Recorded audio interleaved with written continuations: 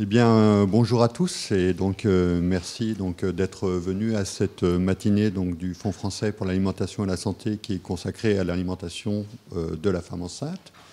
Donc, je suis Jean-François Huneau, professeur de nutrition humaine à AgroParisTech. Et donc, je remercie le FAS de m'avoir invité à animer cette matinée, consacrée à un sujet extrêmement intéressant et important, puisqu'on le sait maintenant depuis quelques années, l'alimentation des femmes enceintes est un enjeu de santé important, non seulement pour les femmes elles-mêmes, mais pour le développement du fœtus, pour la santé de l'enfant à naître et pour la santé également de l'adulte que cet enfant deviendra. Donc je souhaite la bienvenue à toutes les personnes qui sont venues nous rejoindre cette matinée dans la salle, ainsi qu'aux personnes qui vont nous suivre par Internet. Cette matinée sera divisée en deux présentations, par deux jeunes scientifiques de qualité, provenant de labos différents. Donc tout d'abord Manik Kadawa-Takedara, qui travaille à l'INSERM U153 sous la direction de Blandine Delozon. Et ensuite, Clélia Bianchi, doctorante à AgroParisTech, qui a travaillé sous ma direction et celle de François Mariotti. Ces présentations porteront respectivement sur l'adéquation des consommations alimentaires des femmes enceintes aux recommandations du PNNS, Programme National Nutrition Santé, et puis sur les attentes des femmes enceintes en termes d'alimentation, leur perception de l'alimentation et les façons dont on peut éventuellement agir pour les aider à aller vers une alimentation plus satisfaisante et de meilleure qualité nutritionnelle. Voilà, suite à ces deux présentations, nous aurons un moment d'échange pendant lequel vous pourrez évidemment poser des questions.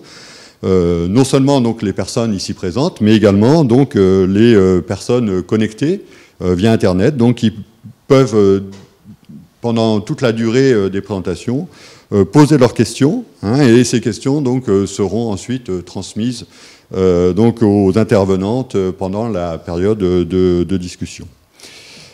Voilà,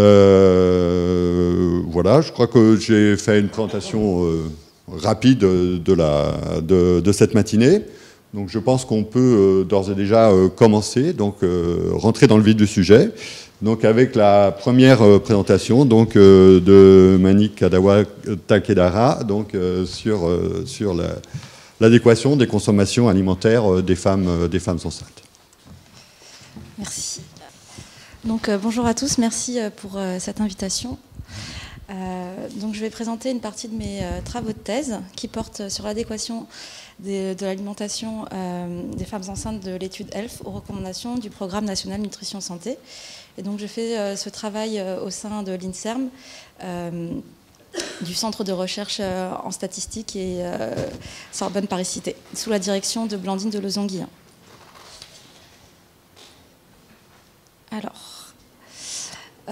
Pour commencer, ces travaux reposent sur l'hypothèse de Barker, l'hypothèse des origines développementales de la santé.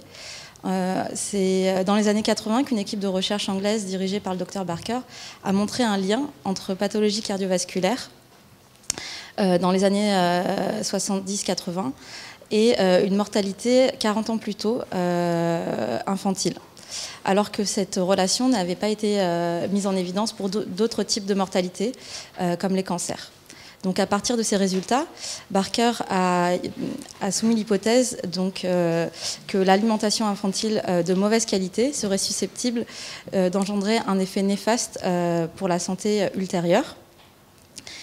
Et par la suite, il a montré également qu'il y avait une influence du poids de naissance sur la santé des enfants, également sur les pathologies cardiovasculaires, l'hypertension et le diabète. Néanmoins, ces études observationnelles donnent uniquement des pistes de recherche et ne permettent pas d'établir des relations causales.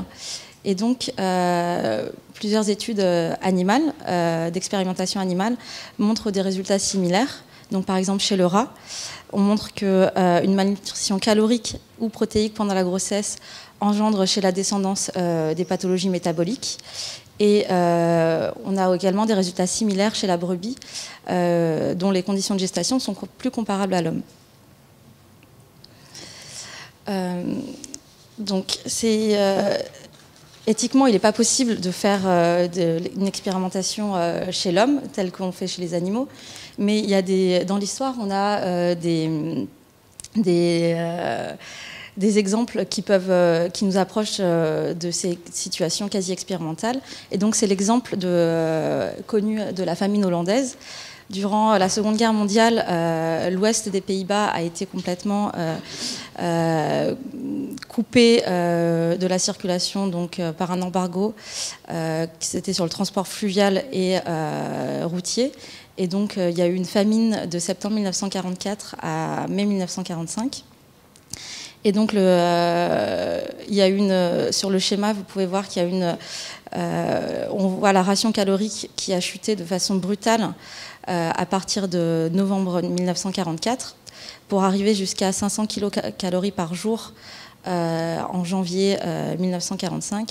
Et puis, suite à la levée de l'embargo, on retrouve un apport calorique normal. Et les femmes qui étaient enceintes durant cette période, donc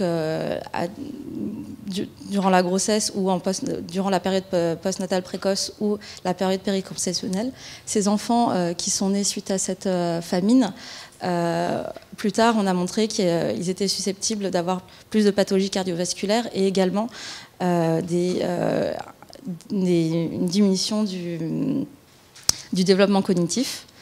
Et donc, de là, on a mis en évidence l'importance de l'état nutritionnel de la femme enceinte pour le développement fœtal. Donc, en ce qui concerne les caractéristiques sociodémographiques et l'alimentation, un fort gradient social existe dans l'alimentation et plusieurs études commencent à s'interroger sur le rôle du régime alimentaire en tant que facteur intermédiaire entre le niveau socio-économique et la croissance fœtale. Et là, le graphique que vous voyez représente les résultats d'une méta-analyse qui a été publiée en 2013. Et donc, on montre qu'il y a un effet, une relation négative entre les niveaux socio-économiques et un risque de faible poids de naissance. Donc, notre objectif était d'étudier l'alimentation maternelle pendant la grossesse en prenant deux axes. Le premier axe était d'évaluer l'adéquation aux recommandations du programme national nutrition santé et de décrire les liens avec les principaux facteurs sociodémographiques. Et dans un deuxième temps, je vous présenterai le volet contamination de l'alimentation et on regardera l'effet de cette contamination sur la croissance des enfants.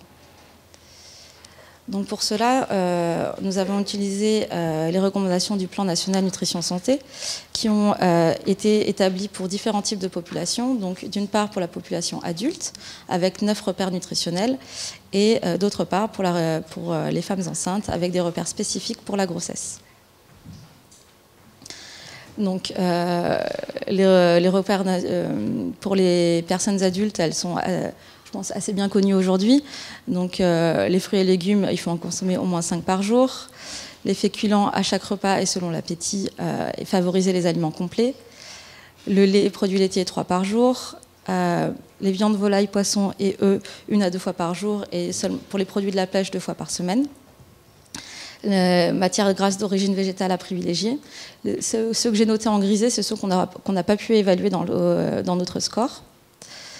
Les produits sucrés à limiter, l'alcool à limiter ou pas d'alcool, de l'eau à volonté, limiter les boissons sucrées,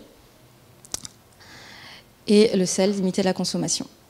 En ce qui concerne les recommandations spécifiques pour la grossesse, donc la première recommandation concerne la supplémentation d'acide folique, donc, qui doit être faite durant la période périconceptionnelle et au premier trimestre de la grossesse.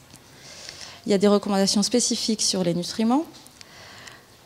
Sur les aliments à éviter, donc les soja, les produits à base de soja, le café et le thé. Il y a une recommandation spécifique sur la fréquence des prises alimentaires. Et finalement, sur les risques infectieux, donc listériose et toxoplasmose. Donc, pour cette étude, nous avons travaillé sur 2 cohortes françaises, les études EDEN et ELF. L'étude EDEN est l'étude des déterminants pré- et postnataux de la santé et du développement de l'enfant, qui a inclus en 2002 femmes enceintes de 2003 à 2006, avant 24 semaines d'aménorrhée, dans les CHU de Nancy et Poitiers. Le suivi a été réalisé par des examens cliniques réguliers de la femme et des enfants et par questionnaire. La seconde étude est l'étude longitudinale depuis l'enfance, qui a inclus plus de 18 000 enfants entre avril et décembre 2011 dans 349 maternités. Et là, on a un recueil rétrospectif des données de la grossesse. Et également, le suivi a été réalisé par questionnaire, entretien téléphonique et entretien face à face. Donc dans ces 2 études, les femmes enceintes ont répondu à un questionnaire de fréquence alimentaire reprenant l'alimentation des 3 derniers mois de la grossesse. Le questionnaire de fréquence alimentaire comportait 110 aliments, des fréquences pour 110 aliments et 12 boissons. Et le fréquentiel allait de jamais à plusieurs fois par jour. Donc nous avons créé 2 scores d'adéquation. Donc le score PNNS ou le score général qui comprend 11 items, qui a été adapté de l'étude Suivi Max, et le score grossesse qui comporte 9 items. Donc pour le calcul des scores, on a attribué 1 point par item si la recommandation était respectée. Sinon, on a attribué un pourcentage de l'apport recommandé. Donc par exemple, pour les fruits et légumes, la recommandation c'est d'en consommer 5 par jour. Donc si on en consomme 5 ou plus, on a 1 point. Si on en consomme 4, on a 4/5. Pour la recommandation viande, volaille, poisson, œuf, c'est une recommandation qui correspond à un intervalle. Donc il faut en consommer 1 à 2 fois par jour. Si on consomme 1 portion et demie, par exemple, on a 1 point. Si on en consomme 3, on a 2/3. Ou si on en consomme une demi-portion, on a un demi-point. Donc, la moyenne du score PNNS était de 8 sur un score total de 11 points. Donc, sur ce graphique, on représente le pourcentage des femmes qui ont atteint un certain score. Donc, en bleu foncé, c'est les femmes qui ont 1 point.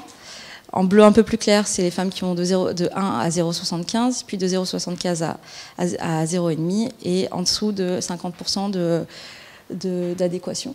Donc on peut voir par exemple pour l'alcool que 60% des femmes approximativement n'ont pas bu d'alcool durant toute leur grossesse. Et sur les 40% restants, il y en a 22 qui ont consommé de l'alcool alors qu'elles ne savaient pas qu'elles étaient enceintes. Les recommandations qui sont le moins bien suivies sont les recommandations sur les consommations des produits de la pêche, les fruits et légumes et les aliments complets. Donc, pour le score spécifique à la grossesse, la moyenne était de 7,2 sur un score maximum de 9 points. Donc, on voit que globalement, les recommandations sont bien suivies pour les aliments à éviter, donc café, thé, soja, nutriments, et la recommandation sur la fréquence des repas. 61% des femmes suivaient au moins une des 2 recommandations sur la toxoplasmose et 54% suivaient toutes les recommandations pour la listériose. On voit que seulement 23% des femmes étaient supplémentées en acide folique en période périconceptionnelle ou au premier trimestre, et 19% étaient supplémentés au 2e ou 3e trimestre. Donc pour les liens avec les caractéristiques sociodémographiques, sur ce graphique est représenté les associations. Donc les points représentent la force de l'association. Les 2 petites barres correspondent à l'intervalle de confiance. Et lorsqu'elles croisent la ligne, l'association n'est pas significative. Quand on est à droite, on a une relation positive, et à gauche, une relation négative. Donc on voit que Pour les deux scores, les scores sont d'autant plus élevés que les femmes sont âgées, qu'elles ont un niveau d'études supérieur plus élevé, qu'elles sont nées à l'étranger.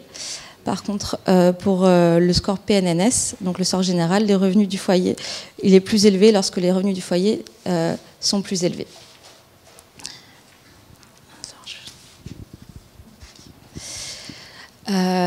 Ici, donc, on voit que le score grossesse est plus faible lorsque la mère est obèse ou dans les grandes fratries, alors que le score PNNS n'est pas lié au rang de l'enfant ni à l'IMC maternelle. On observe que les deux scores sont plus élevés chez les femmes mariées et en couple et les non-fumeuses. Et finalement, le score PNNS n'est pas lié au nombre de consultations prénatales, alors que le score grossesse est plus faible lorsque la femme a eu peu de consultations prénatales.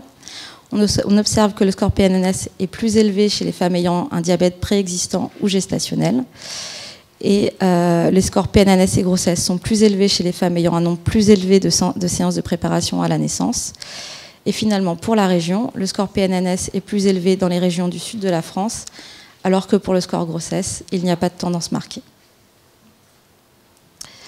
Donc, le score PNNS et grossesse sont des variables de synthèse caractérisant la qualité de l'alimentation et l'adhérence aux recommandations. On retrouve des associations identiques avec le score grossesse et PNNS pour les variables sociodémographiques, donc l'âge, l'éducation, le pays de naissance. En ce qui concerne les comportements liés aux préoccupations de santé, donc la consommation de tabac, le diabète, la préparation à la naissance. On a des associations spécifiques avec le score grossesse pour la fratrie, le nombre de consultations prénatales et l'indice de masse corporelle. Et finalement, des associations spécifiques avec le score général en ce qui concerne les habitudes culturelles et les barrières économiques. Ces résultats, on a retrouvé des résultats similaires dans la littérature. Donc, dans une cohorte australienne, ils rapportent un faible apport en protéines, notamment lié à une consommation faible de poissons, et également un faible apport en céréales complètes. Et dans une étude américaine, leur score d'adéquation est également plus élevé chez les femmes ayant un niveau d'études plus élevé, un revenu plus élevé et lorsqu'elles sont multipares. Donc ces recommandations du PNNS ont été récemment actualisées par l'ANSES et ils ont pointé la difficulté à identifier des solutions permettant à la fois de couvrir les besoins nutritionnels de la quasi-totalité de la population sans accroître le risque lié aux contaminants. Une des recommandations est donc de diversifier les sources d'approvisionnement et les recommandations spécifiques pour les femmes enceintes n'ont pas encore été actualisées. Donc on va passer maintenant à la deuxième partie qui correspond à la partie sur la contamination de l'alimentation des femmes enceintes et je vais vous parler plus particulièrement de l'exemple de l'acrylamide. Donc des expositions prénatales aux contaminants environnementaux tels que les perturbateurs endocriniens ont été associés au poids de naissance et à la croissance postnatale. L'alimentation est une source majeure de contamination, notamment pour les pesticides, les polluants organiques persistants et les métaux. Et actuellement, les études se focalisent surtout sur l'étude des contaminants dont l'exposition est évaluée par biomarqueurs. Donc, l'utilisation de biomarqueurs peut avoir des inconvénients. Elle coûte cher. Elle ne reflète pas l'exposition habituelle lorsque ces contaminants ont une demi-vie qui est courte. Et on peut avoir des difficultés de recueil, notamment chez le jeune enfant.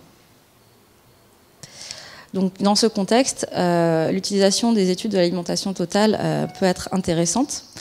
Leur objectif est de donner une vue précise et réaliste de l'exposition alimentaire aux contaminants majeurs à une échelle nationale.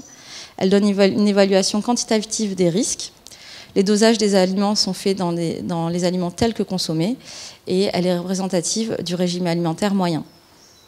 Dans la dernière étude de l'alimentation totale, plus de 400 contaminants ont été testés.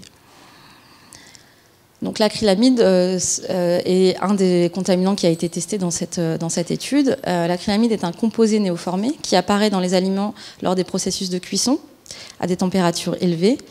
Il se forme grâce à la réaction de Maillard entre l'asparagine et les aliments riches en amidon. Les contributeurs principaux sont les frites, les chips, les céréales, le biscuit et le café. Il a été décrit une absorption rapide par le tube digestif et un passage transplacentaire. Il a été classé par le CIRC comme probablement carcinogène et quelques études montrent une relation entre acrylamide et croissance prénatale. L'EFSA récemment a recommandé d'avoir plus d'études sur ce sujet, sur l'effet de l'acrylamide sur la croissance des enfants. Donc je vais donc vous parler du deuxième objectif de cette présentation. C'était donc l'évaluation de l'exposition aux contaminants de l'alimentation des femmes enceintes, donc notamment l'acrylamide. Donc pour évaluer la contamination, on a croisé les données du questionnaire de fréquence alimentaire avec les données de l'étude de l'alimentation totale. Et c'est un travail qui a été réalisé par l'ANSES. Et nous avons regardé la relation avec, la croissance prénatale. Donc, comme pour la croissance prénatale, nous avons utilisé comme indicateur le poids, la taille et le périmètre crânien à la naissance, ainsi que le risque d'hypotrophie. Et pour la croissance postnatale, l'IMC à 5 ans. Donc, les femmes dans notre étude étaient exposées en moyenne à 24 microgrammes par jour d'acrylamide. Et les femmes qui étaient les plus exposées consommaient plus souvent du tabac pendant la grossesse, avaient un faible niveau d'éducation, étaient plus souvent multipares. Donc les résultats avec la croissance prénatale, on a une relation négative et négative avec le poids de naissance, la taille de naissance. La relation négative avec le poids de naissance est non significative après ajustement sur la taille. On montre je sais pas si ça marche, non. On montre une augmentation du risque d'hypotrophie de 11%. Et on n'a pas retrouvé de relation avec le périmètre crânien. Donc, l'exposition à l'acrylamide prénatale était associée négativement avec la taille de naissance. Et on a une augmentation significative du risque d'hypotrophie et une association négative avec le poids de naissance qui n'est plus significative après ajustement sur la taille. Et pour les résultats avec la croissance postnatale, on n'a pas retrouvé d'association significative.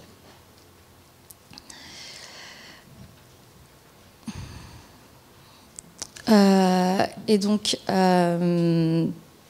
pour conclure, il faudrait renforcer la prévention en ce qui concerne la communication sur les recommandations sur le poisson, les fruits et légumes et les céréales complètes, et notamment dans les populations défavorisées. Également insister sur la supplémentation en acide folique, et il semble nécessaire d'évaluer l'impact sur la santé des enfants de l'exposition aux contaminants alimentaires, en plus de celle de la qualité nutritionnelle de l'alimentation maternelle. Merci.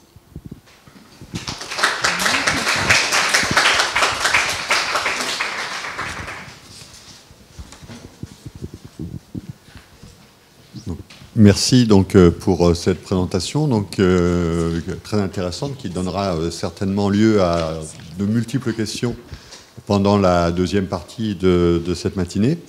Je vais maintenant passer la parole à Clélia Bianchi qui va intervenir sur le travail réalisé notamment dans le cadre d'un projet soutenu par le Fonds français de l'alimentation et de la santé, sur les attentes des femmes des femmes enceintes en termes d'alimentation, et sur les façons dont on peut éventuellement intervenir pour essayer de répondre à ces attentes pour leur permettre d'avoir une meilleure alimentation. Bonjour à tous. Je vous remercie d'être présent à cette conférence aujourd'hui sur l'alimentation de la femme enceinte.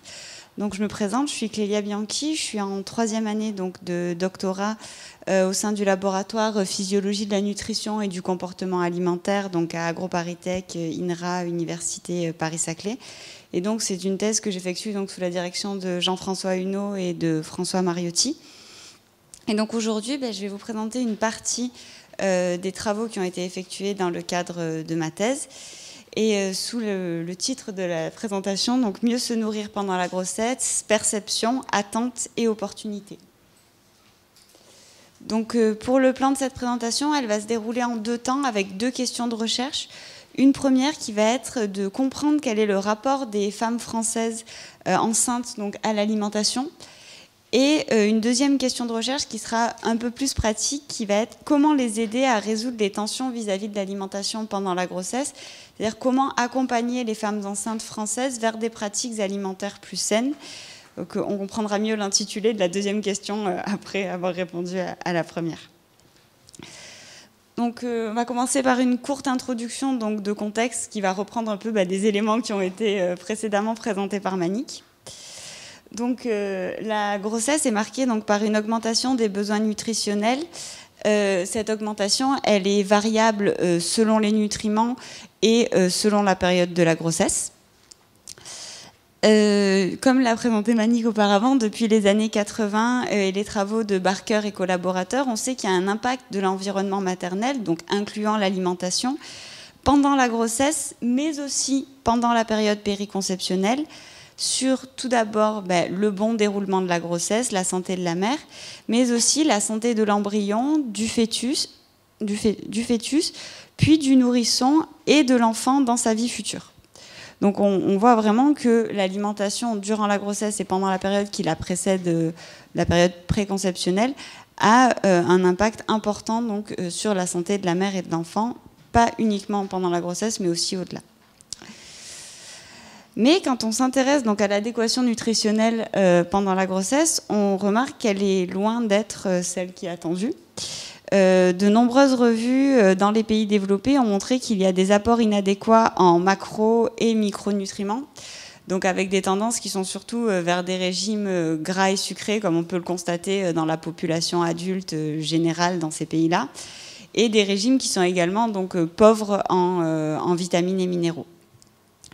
Si on se concentre sur le contexte de la France, donc on a peu d'études qui ont évalué vraiment les apports nutritionnels des femmes enceintes, notamment dans les études nationales où elles sont très peu représentées. Mais certaines études ont rapporté un rapport, par exemple, pour les acides gras polyinsaturés oméga 6 sur oméga 3 qui est assez élevé, une déficience moyenne en iode et des apports inadéquats en fibres, vitamine D, acides gras saturés et en folates. Donc on voit vraiment que notamment parmi ces nutriments, il y a des nutriments qui sont très importants pendant la grossesse et donc l'adéquation nutritionnelle, elle n'est pas toujours observée chez les femmes enceintes. Donc il y a vraiment, il faut vraiment agir pour essayer de les accompagner vers l'adéquation nutritionnelle. Pourtant, on voit que malgré le fait que l'adéquation nutritionnelle ne soit pas optimale, la grossesse a été identifiée lors de nombreuses études qualitatives et quelques études quantitatives comme une fenêtre d'opportunité pour améliorer l'alimentation des femmes enceintes. Notamment, les travaux de Schweizer montrent qu'il y a une prise de conscience sur la nutrition et l'alimentation pendant la grossesse, et notamment une recherche accrue d'informations sur les sujets relatifs à l'alimentation et à la nutrition. Dans des études qualitatives qui ont été menées dans des pays développés, donc, les femmes enceintes rapportent des pratiques alimentaires plus saines. Par exemple, elles consomment plus de fruits et légumes, elles disent choisir des options plus saines, par exemple, comme on peut le voir sur l'image à l'écran. Elles remplacent du pain blanc par du pain complet, des bonbons par des fruits, des chips par des biscuits secs. Donc ça, c'est des pratiques qu'elles rapportent elles-mêmes. Or, quand on constate les données sur les apports nutritionnels, on voit qu'il y a quand même encore des inadéquations. Donc c'est qu'il y a un moment où il va falloir que l'information ou les aider à justement arriver à l'adéquation nutritionnelle, puisqu'elles seraient plus enclines à modifier leurs pratiques alimentaires. Cependant, ce qu'il faut noter parmi ces études qualitatives, c'est qu'il n'y en a pas qui ont été menées chez des femmes enceintes françaises. Donc on a vraiment peu, voire pas de données sur le rapport des femmes enceintes françaises à l'alimentation. Donc c'était notre première question de recherche, donc déjà d'essayer de comprendre comment les femmes vivaient l'alimentation pendant la grossesse pour les aider au mieux à avoir des pratiques alimentaires plus saines. Donc pour ça, on a mené donc une étude qualitative auprès de femmes enceintes françaises. Donc les études qualitatives, ça permet d'avoir une approche holistique et globale d'un phénomène. Ce sont des recherches exploratoires sur des thématiques sur lesquelles on ne dispose de peu ou de pas de données, ce qui est globalement notre cas pour le rapport à l'alimentation des femmes enceintes. Ça permet de capturer les expériences profondes des individus. Et parmi toutes les méthodes d'enquête qualitative qui existent, on a notamment les groupes de discussion ou focus group qui permettent de générer une dynamique qui est propice à des échanges riches entre des individus qui partagent des caractéristiques similaires. Donc dans le cas de la grossesse, c'est particulièrement pertinent puisque les femmes enceintes partagent une caractéristique qui est majeure, qui est quand même visible et sur lesquelles elles ont tendance à échanger de manière plus facile, et ça permet de générer donc des échanges assez dynamiques et donc d'avoir des expériences multiples et des échanges très riches. Donc on a choisi donc de mener des groupes de discussion. Donc au total, on a mené 7 groupes de discussion qui ont inclus un total de 40 femmes enceintes. Il a été choisi pour tenir compte des disparités régionales quant à l'alimentation, de les mener dans 2 régions différentes. Donc il y a 2 groupes qui ont été menés à Aix-en-Provence et 5 qui ont été menés à Paris. Ça permet aussi d'avoir une différence entre le côté très urbain et un côté peut-être un peu plus province, avec des différences d'approvisionnement et des différences de rapport à l'alimentation. Pour les critères d'inclusion, en fait, on n'a justement pas fixé de critères de non-inclusion, mis à part si les femmes recevaient déjà des conseils alimentaires pour du diabète gestationnel ou autre. Mais sinon, on a voulu réunir des femmes qui ont eu des trajectoires de vie très différentes, avec des caractéristiques sociodémographiques différentes, justement, pour pouvoir avoir des expériences multiples et variées, et vraiment appréhender au mieux le rapport des femmes enceintes françaises à l'alimentation. Donc les femmes avaient environ 30-31 ans, donc ce qui est à peu près la moyenne nationale qui est observée en France, selon les données de l'INSEE. On avait 50% de primipare. On avait majoritairement des femmes dans leur 2e trimestre et leur 3e trimestre de grossesse, ce qui est normal puisque les femmes déclarent rarement leur grossesse avant la fin du 1er trimestre. Au niveau du revenu, de même, c'était assez hétérogène, plutôt bien réparti, donc ça permet d'avoir différence du revenu. Et pour le fait d'avoir fait un régime avant la grossesse une fois dans sa vie, on avait 50% des femmes environ, enfin un peu moins de 50%, qui n'avaient jamais fait de régime. Donc justement, ça prouve deux rapports à l'alimentation assez différents. Donc voilà, donc on voit qu'on avait vraiment des femmes aux caractéristiques très différentes, et ça nous a permis justement de générer des données assez riches. Donc notamment sur le comportement alimentaire des femmes enceintes. Donc ce comportement alimentaire des femmes enceintes, donc selon les résultats de nos groupes de discussion, il est affecté par des causes externes. Donc ce qu'on appelle causes externes, c'est des éléments qui sont peu ou pas contrôlables par les femmes enceintes. Elles ont l'impression de ne pas maîtriser ces éléments, qui sont donc tous relatifs à l'alimentation, et qui sont au nombre de 3. Donc le premier élément, c'est les aliments communs qui deviennent dangereux. Donc là, on parle des restrictions alimentaires pour limiter le risque infectieux pendant la grossesse. Et ça, on voit que c'est une grosse source de tension pour les femmes enceintes, et ça génère énormément de frustration.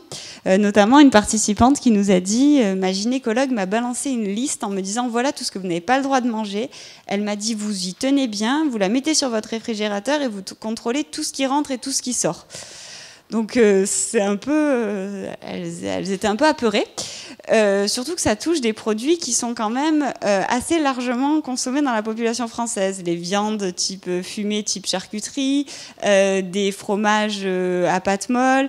Enfin, c'est quelque chose qui va vraiment contraindre leur alimentation, et en plus, comme la liste n'est pas exhaustive, ça les perturbe un peu, ça les frustre parce qu'elles ne savent jamais vraiment qu'est-ce qui est bon, qu'est-ce qui n'est pas bon, quand est-ce qu'elles franchissent la limite ou pas, et ça génère une sorte d'anxiété.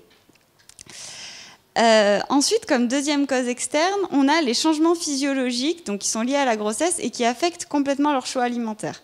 Donc il va y avoir les remontées acides, les nausées, mais aussi les envies alimentaires irrépressibles, les sensations qui sont complètement accrues, les dégoûts.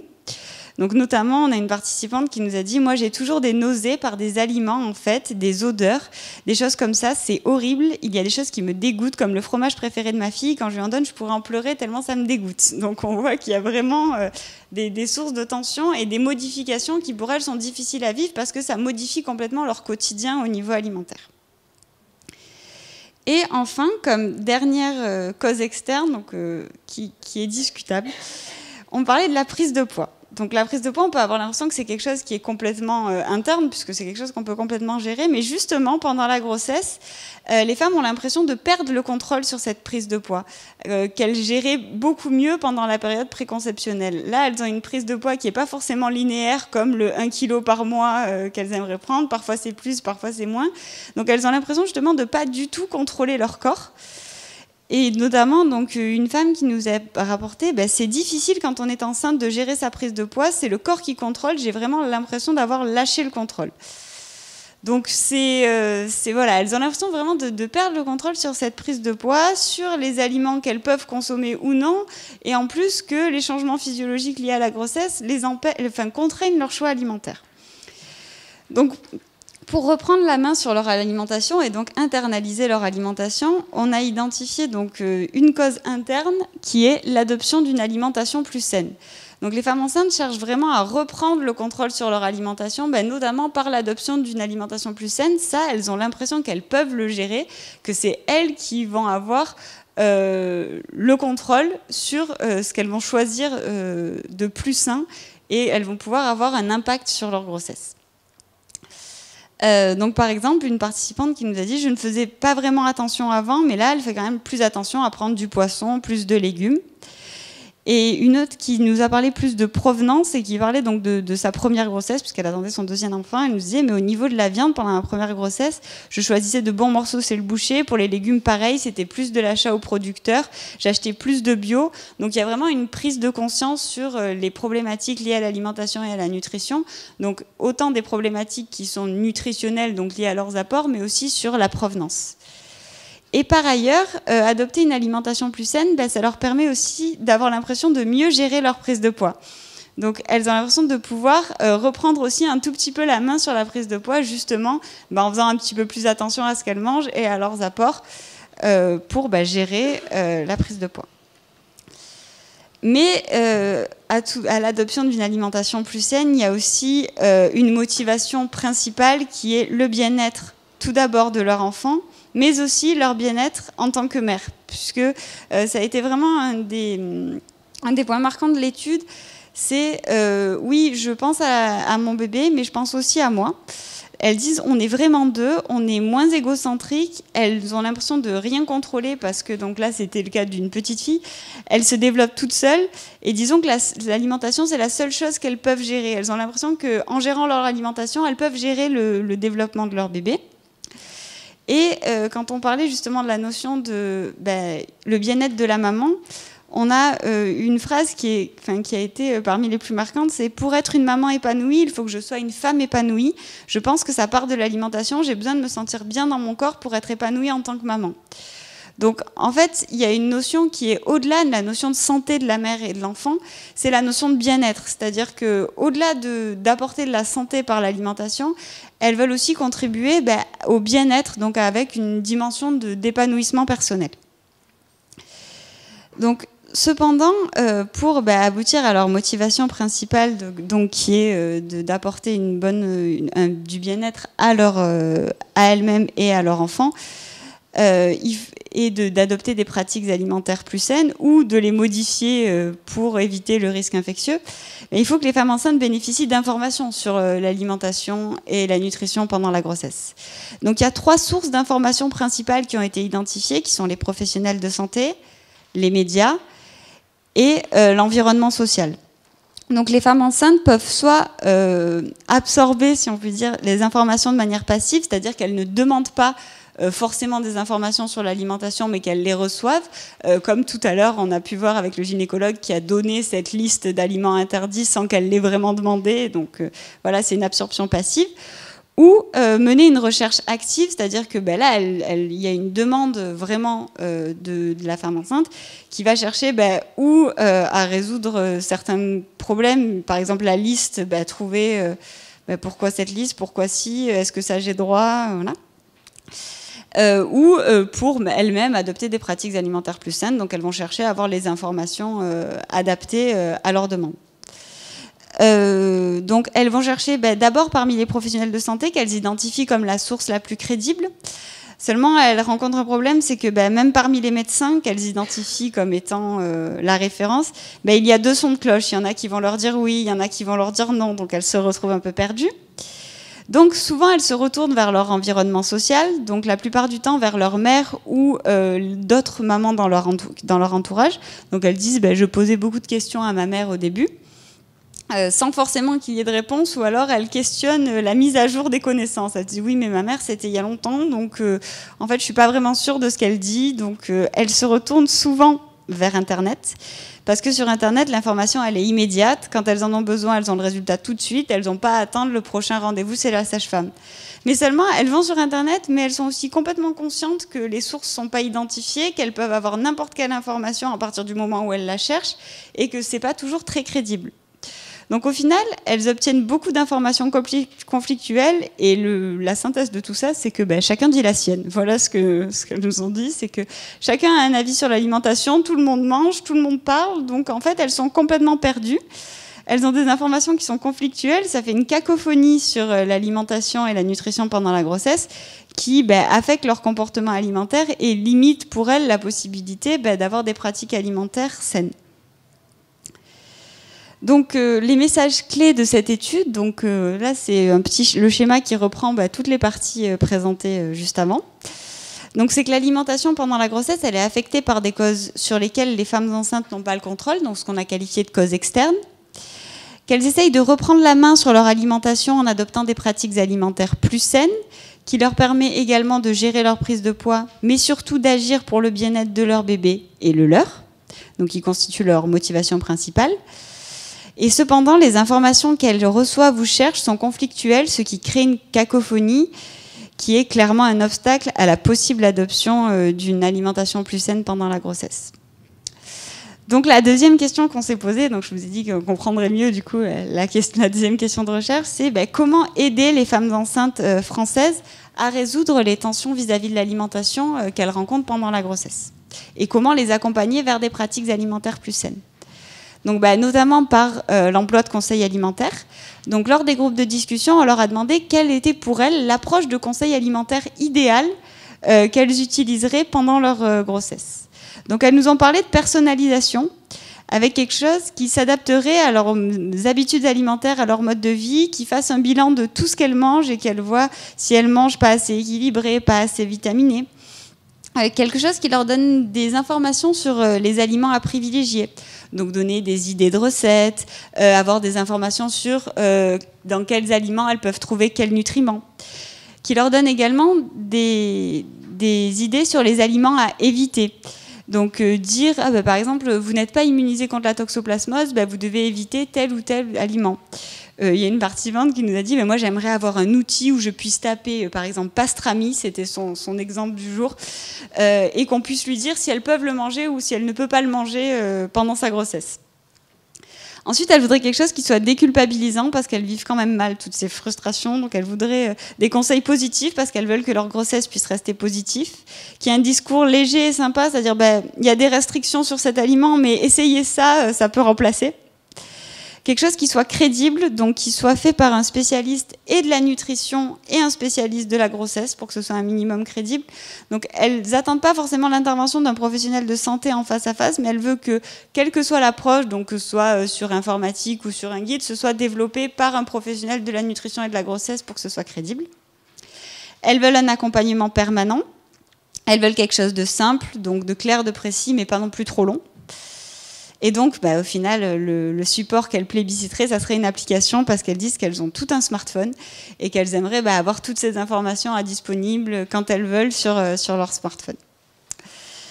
Donc en tenant compte de tout ce qu'elles nous ont dit, on s'est dit que il fallait donc déjà tenir compte du critère de personnalisation. Donc pour leur proposer des conseils alimentaires qui soient adaptés à ce qu'elles consomment et adaptés à la grossesse. Mais pour ça, il fallait d'abord donc évaluer leur régime initial. On ne peut pas personnaliser si on ne sait pas de quoi on part. Donc pour ça, on s'est basé sur un score de qualité nutritionnelle de l'alimentation, donc un score qui était déjà existant et qu'on a adapté à la grossesse. Donc c'est le score de Pandiette. Donc c'est un score de 100 points, qui est une moyenne entre un sous-score d'adéquation et un sous-score de modération. Donc le sous-score d'adéquation qui va tenir compte des apports pour les nutriments pour lesquels il y a une recommandation à atteindre.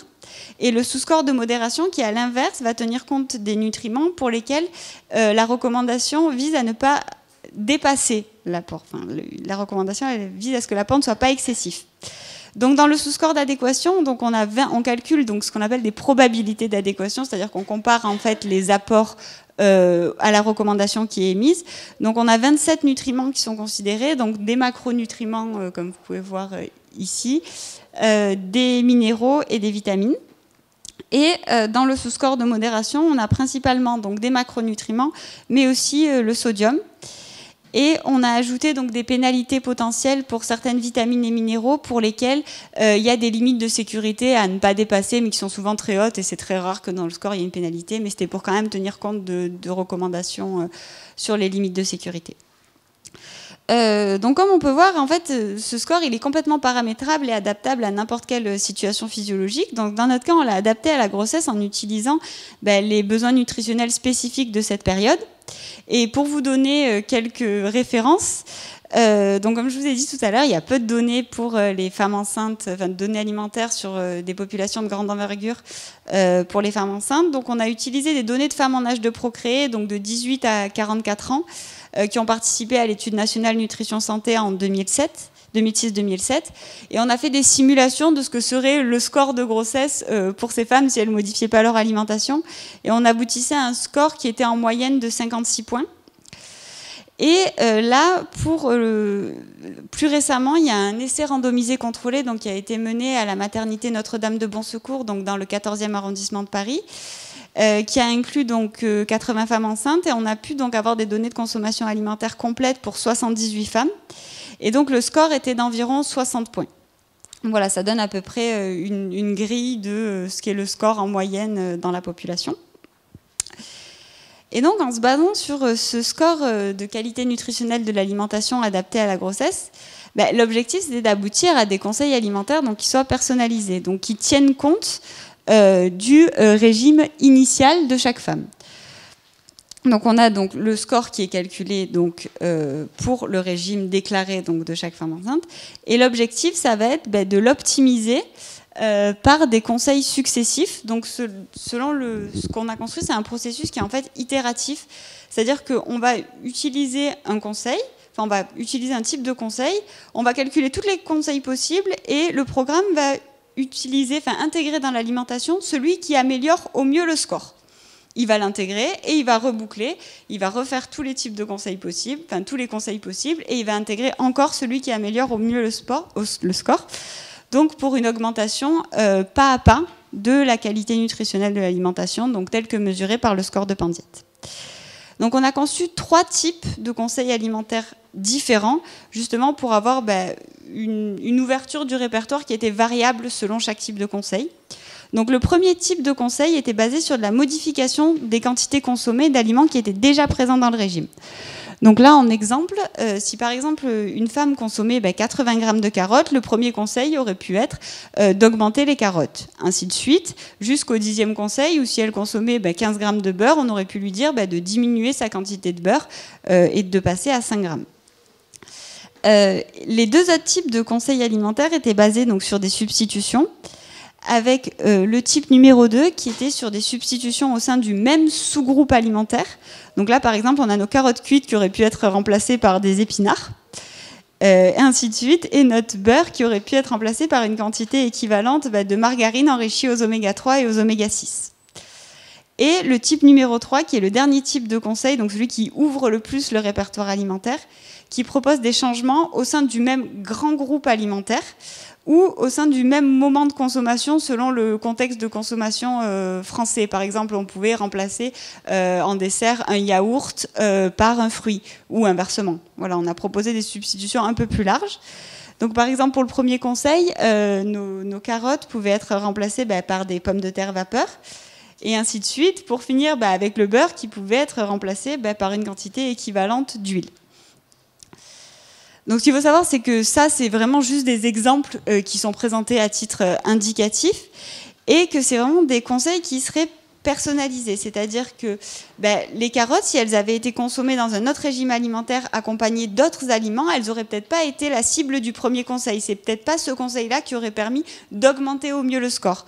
Donc c'est vraiment des conseils qui sont spécifiques du régime alimentaire et donc du score associé de chaque femme enceinte. Donc, une fois qu'on avait réfléchi donc, à l'élaboration des types de conseils, il fallait voir s'ils étaient déjà efficaces pour améliorer la qualité nutritionnelle de l'alimentation et s'ils étaient acceptables. Parce qu'en fait, ça ne sert à rien de proposer des conseils qui soient très efficaces sur le plan nutritionnel s'ils ne sont pas du tout acceptables par la population, parce que du coup, ils ne seront pas du tout mis en place. Donc, on a commencé par une étude de simulation. Donc on a optimisé donc les régimes observés des 344 femmes en âge de procréer dont je vous ai parlé précédemment, selon l'approche pas à pas que je vous ai présentée. Donc on a généré 10 conseils par régime pour chacun des types de conseils élaborés séparément. On a pu donc évaluer donc, l'amélioration de la qualité nutritionnelle de l'alimentation pour chaque type de conseil et chaque conseil dans son type. Donc au final, pour chaque type de conseil, on a eu 3440 conseils qui ont été générés.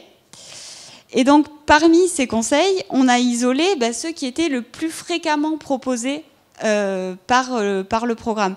Parce que les 3440 conseils n'étaient pas différents. On en avait qui revenaient très souvent, voire vraiment souvent. Et donc c'est cela qu'on a pu garder, donc les 20 conseils les plus efficaces et donc les plus proposés pour chaque type de conseil. Donc on les a isolés en se disant, ils partent de régimes observés, ils sont fréquemment proposés par le programme, donc ils seraient potentiellement fréquemment proposés à une population de femmes françaises.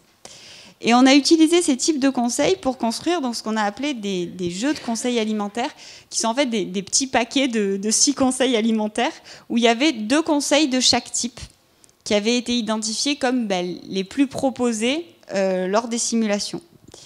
Et on les a proposés à des femmes enceintes, donc 115 femmes enceintes, lors d'une étude d'acceptabilité longitudinale en ligne, où les femmes enceintes ont été réparties donc en 3 groupes et ont évalué ces 3 petits paquets de conseils dans des ordres différents, justement pour éviter au début l'entrain du « Ah ouais, trop bien, j'ai des conseils alimentaires, je vais tous les appliquer, oui, ils sont tous géniaux. » Et en fait, les 3 derniers, on en a marre, c'est trop long. Donc c'est pour ça qu'on a fait en carré latin pour qu'elles les évaluent dans des ordres différents et pas avoir un effet début et fin d'étude. Voilà. Et ensuite, pour aussi les permettre de les remettre dans leur contexte quotidien, elles ont évalué chaque conseil a priori, c'est-à-dire quand elles voyaient le conseil. Donc la question c'était, pourriez-vous potentiellement utiliser ce conseil dans votre alimentation pendant votre grossesse? Et elles disaient oui ou non. Et ensuite, on leur laissait une semaine de réflexion pour qu'elles voient par rapport au prix, par rapport aux habitudes alimentaires du foyer, par rapport à si elles savaient le cuisiner ou non. Et elles revenaient donc une semaine après, en ligne toujours, et elles ont reposé la même question. Donc, après une semaine de réflexion, auriez-vous pu potentiellement utiliser ce conseil dans votre alimentation? Donc, ça nous permettait d'avoir vraiment une remise en situation. Et donc, on a pu évaluer de manière croisée l'acceptabilité et l'efficacité d'un conseil. Donc là, comme vous pouvez le voir sur le graphique, l'acceptabilité, c'est la probabilité d'intention d'usage du conseil. Et l'efficacité en abscisse, c'est donc l'augmentation moyenne du score qui était observé pendant les simulations. Donc si on regarde tout en haut, on a un petit paquet de conseils qui correspondent à ceux du type numéro 1, donc la modification des quantités consommées, qui sont très acceptables puisque il n'y a pas de grande modification du répertoire alimentaire, mais qui sont par contre bien moins efficaces pour améliorer la qualité de l'alimentation. Ensuite, on a un deuxième petit paquet de conseils qui sont ceux du type numéro 2, qui sont donc les substitutions au sein du même sous-groupe alimentaire. Donc qui, eux, sont modérément acceptables et modérément efficaces. Et en dernier, on a les plus efficaces mais aussi bien moins acceptables, qui sont ceux qui provoquent la plus grande ouverture du répertoire alimentaire. En France, on n'est pas encore vraiment prêt à remplacer la viande par du poisson ou le fromage par des fruits ou ce genre de choses. C'est un peu compliqué. Donc en conclusion, les conseils les plus efficaces, ils entraînent la plus grande ouverture du répertoire alimentaire, mais c'est les moins acceptables. Donc en message clé de cette étude, les femmes enceintes en France, elles demandent des conseils alimentaires qui soient positifs, personnalisés, faciles à comprendre et qui proviennent d'une source crédible, donc tout un programme. L'approche de conseil alimentaire personnalisé qu'on propose, elle semble pertinente puisqu'elle est adaptée à leur régime. Les types de conseils alimentaires qui proposent la plus grande ouverture du répertoire alimentaire sont les plus efficaces mais sont les moins acceptables. Donc l'idée, c'est de faire un compromis entre efficacité et acceptabilité. Donc c'est ce qu'on a pu faire donc, dans l'essai randomisé contrôlé Mon Cap Grossesse dont je vous ai parlé juste un peu avant, où on a choisi de garder uniquement les conseils de type numéro 1 et de type numéro 2 pour avoir quand même des conseils qui soient efficaces mais aussi des conseils qui soient acceptables et pour les proposer donc à des femmes enceintes, donc avec 2 groupes, donc au total on avait 80 femmes enceintes, donc 40 dans chaque groupe. Et par exemple, donc si une femme enceinte, donc ça c'est des conseils que j'ai vraiment observés pendant l'étude. Donc si une femme enceinte donc consommait par exemple une pomme ou du 4 quarts, si elle choisissait des conseils du type numéro 1, par exemple souvent on lui proposait d'augmenter donc sa consommation de fruits, donc en rajoutant par exemple une pomme sur ses 3 jours de recueil alimentaire, ou de diminuer sa portion de 4 quarts. Ou si elle choisissait des conseils donc, du type numéro 2, qui étaient des substitutions, on pouvait lui proposer de remplacer sa pomme par des fruits exotiques, comme de l'ananas, ou de remplacer sa part de 4 quarts par du brownie aux noix et au chocolat. Alors oui, ça peut paraître bizarre, sauf que les noix, c'est quand même riche en oméga 3, c'est plus riche en vitamines et minéraux, donc ça permettait d'améliorer leur score. Et ce qui est des conseils en fait, qu'elles aimaient finalement bien, parce que ça permet de rester dans la même envie, c'est-à-dire j'ai envie d'un truc sucré, mais qu'est-ce que je peux manger de mieux que ma part de 4 quarts. Donc en conclusion, on remarque des 2 études, on remarque que la grossesse, elle est marquée par des tensions donc, vis-à-vis de l'alimentation, notamment liées aux restrictions alimentaires pour le risque infectieux, aux changements physiologiques liés à la grossesse et à la prise de poids, que les femmes enceintes reprennent le contrôle sur leur alimentation par l'adoption de pratiques alimentaires plus saines, avec pour principale motivation le bien-être du bébé et de la maman. Cependant, on voit qu'il y a une réelle cacophonie informationnelle avec des informations qui sont très conflictuelles, qui augmentent les tensions vis-à-vis de l'alimentation et limitent la possibilité d'adopter des pratiques alimentaires saines puisqu'elles ne se retrouvent plus dans quelles informations sont les bonnes. Donc au final, la question c'est comment on peut les aider à résoudre ces tensions. Et en leur proposant des conseils alimentaires donc, qui soient positifs, crédibles et personnalisés, mais en tenant compte d'un compromis entre de l'efficacité nutritionnelle et de l'acceptabilité par les femmes enceintes. Voilà.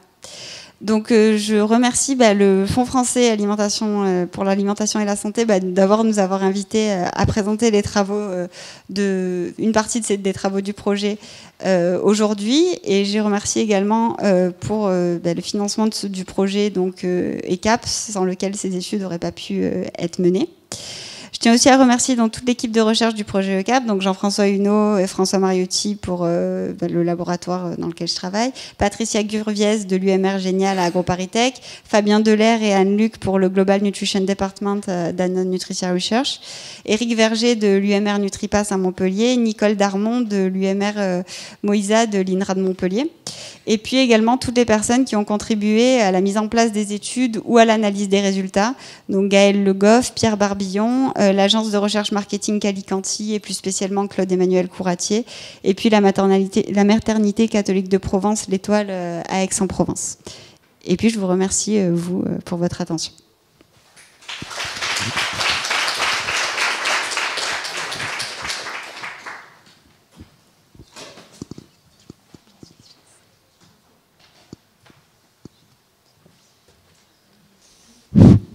Donc merci beaucoup pour cette présentation. Donc on va maintenant changer un peu de disposition pour se mettre en mode discussion. Donc on demande donc au public et donc aux internautes une petite minute pour ramener ici donc les fauteuils pour pouvoir ensuite répondre donc aux questions qu'auront sans doute suscité donc ces présentations. Donc questions évidemment de la salle. Hein, vous êtes invité à interroger donc les deux présentatrices, donc que ce soit sur des aspects plus on va dire comportement ou des aspects plus santé bien entendu.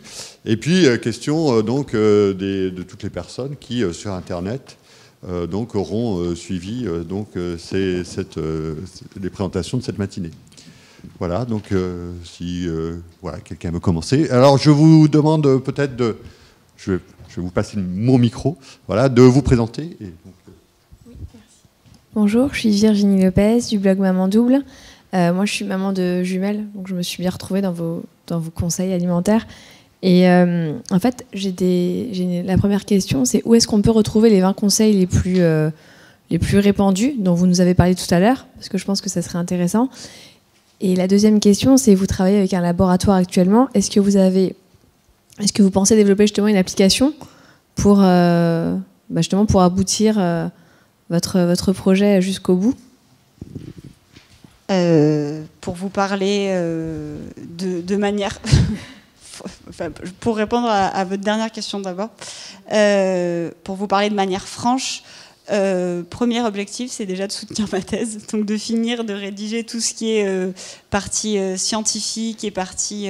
vraiment, là, on a notamment l'étude qu'on a menée au sein de la maternité Notre-Dame de Bon Secours, qui est ce qu'on peut appeler une première preuve de concept. Donc les résultats, ils s'avèrent être assez prometteurs sur justement l'effet des conseils alimentaires personnalisés sur le score de qualité nutritionnelle de l'alimentation et sur les pratiques alimentaires des femmes enceintes. Donc ça, on voulait déjà asseoir la méthode de manière scientifique. Et justement, ça permet aussi de répondre à leurs besoins de crédibilité. C'est-à-dire que ce ne soit pas 20 conseils, on dit « Ah oui, on a pris 20 conseils d'un programme ils sont sortis voilà. Donc c'était vraiment de crédibiliser l'approche d'abord, avant de passer à une étape future de peut-être application ou autre. Mais ça, pour l'instant, j'en suis pas vraiment là. Mais oui, de toute façon, il y a quelque chose à faire. Il y a des conseils à sortir de cette étude. Sinon, ça serait triste de l'avoir faite. Et les 20 conseils les plus efficaces, alors non, ils sont pour l'instant pas publiés parce que c'était sur des études de simulation, donc c'est pas des données qui sont amenées à être entre guillemets données comme un listing. Mais par contre, les conseils alimentaires, ce que je viens de présenter, ça fait l'objet d'une publication qui est actuellement en cours de révision donc dans des journaux, et quand elle paraîtra, ils seront disponibles. Oui, ils seront dedans. Vous avez publié après en ligne sur un site dédié ? En fait, pour l'instant, c'est dans des journaux scientifiques, mais c'est dans de l'open access, donc globalement, c'est visible en ligne. Voilà.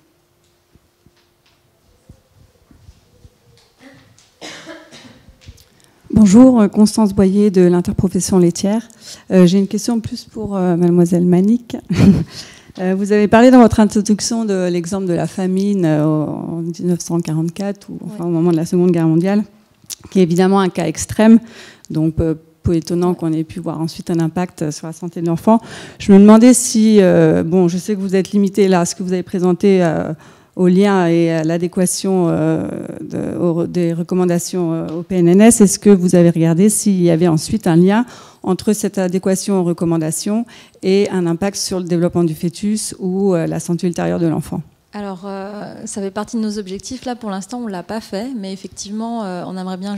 J'ai regardé le lien entre contaminants et croissance, mais le volet adéquation des recommandations et croissance n'a pas encore été étudié, mais on va le faire. Donc, là, je ne peux pas vous donner de réponse tout de suite.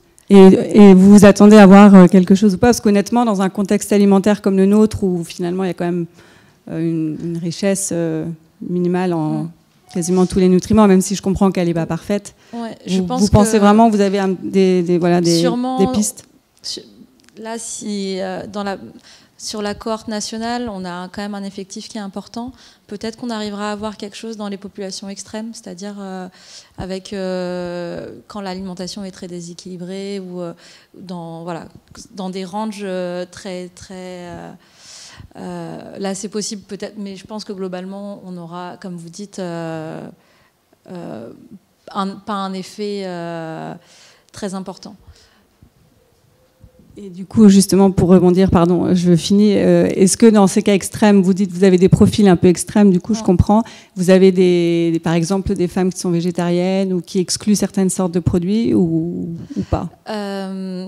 Je vous avoue que là, comme ça, je me rappelle pas, mais on a les données sur est-ce qu'elle faisait un régime avant la grossesse, quel type de régime. Donc oui, on peut étudier ça. Et on peut le voir aussi, enfin, on peut essayer de l'approcher par le questionnaire de fréquence en voyant si elles ont marqué qu'elles ne consomment pas du tout de produits, de viande ou de poisson. Voilà. Oui, juste pour ajouter que effectivement les Hollandais, ce sont des conditions extrêmes, mais surtout ce qu'il faut bien voir, c'est que peut-être qu'on voit rien dans les 5 premières années, mais que ça peut se jouer bien après, et que l'expérimentation dans ce domaine est particulièrement difficile. Je pense que tu seras d'accord avec moi. Et puis c'est un effet populationnel aussi. On voit peut-être pas un effet au niveau de l'individu, mais en termes de population et à long terme, effectivement, on montre quand même qu'il y a une augmentation des pathologies métaboliques, de l'IMC et des choses comme ça. Alors, il y a beaucoup de questions d'internautes et beaucoup aussi de la part des internautes de remerciements et de félicitations aux 2 oratrices. Alors, une première question qui s'adressait à Manick. Les perceptions sensorielles sont modifiées au cours de la gestation. Elles participent aux choix alimentaires. Y a-t-il une prise en compte de leur évolution lors des recommandations alimentaires? Pas pour l'instant. Non.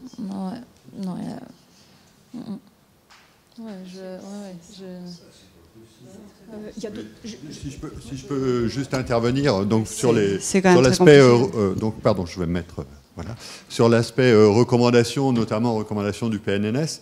Donc pour avoir donc un peu participé au groupe de travail de l'ANSES sur les recommandations du PNNS, je peux dire que c'est quand même quelque chose d'extrêmement compliqué dans lequel on essaye évidemment d'intégrer au maximum toutes les informations disponibles, que ce soit les besoins nutritionnels, que ce soit les habitudes alimentaires constatées dans la population, que ce soit cette année, donc dans les dernières recommandations, l'exposition aux contaminants.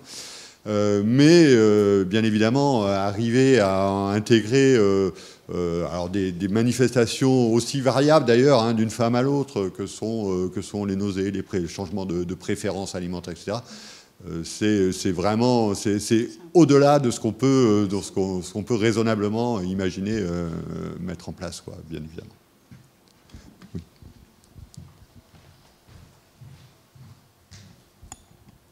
Je profite d'avoir des professionnels devant moi parce que j'ai souvent une question qui revient sur mon blog, c'est est-ce que justement l'alimentation pendant la grossesse, ça influe sur le développement du fœtus?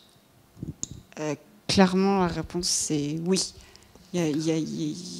Parce que ça, vous voyez, typiquement, moi, mon gynéco, il me disait que non. Il me disait, mais typiquement, toutes les femmes en Afrique... Alors, parce que l'alimentation, si je peux parler un peu de manière directe, c'est quelque chose qui n'est pas mesurable. Ce n'est pas un paramètre de santé qui est mesurable à la naissance. Ce n'est pas une prise de sang qui va vous dire vous êtes anémié. Et donc, pour le gynécologue ou professionnel de santé qui est là en charge du suivi de grossesse tout de suite et qui a des multiples paramètres de santé à regarder, l'alimentation, ça veut pas vraiment, pour avoir été en maternité, pour avoir vu des femmes enceintes, pour avoir évolué dans ce contexte un peu là pendant 3 ans, c'est vraiment l'impression que j'ai eue, c'est ok, on en parlera plus tard, quoi. En fait, il n'y a pas de problème de famine, donc tant qu'il n'y a pas de problème de famine, on va pas.